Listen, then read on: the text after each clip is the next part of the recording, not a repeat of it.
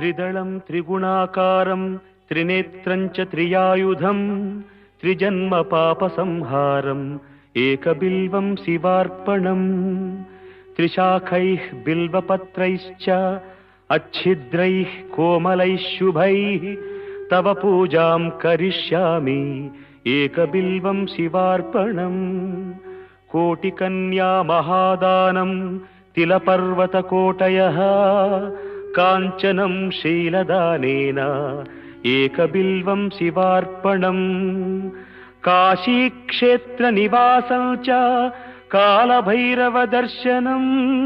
प्रयागे माधवं दृष्ट्वा एकबिल्वं शिवार्पणम् इन्दुवारे व्रतं स्थित्वा निराहारो महेश्वर नक्तं हौष्यामि देवेश एकबिल्वं शिवार्पणम्।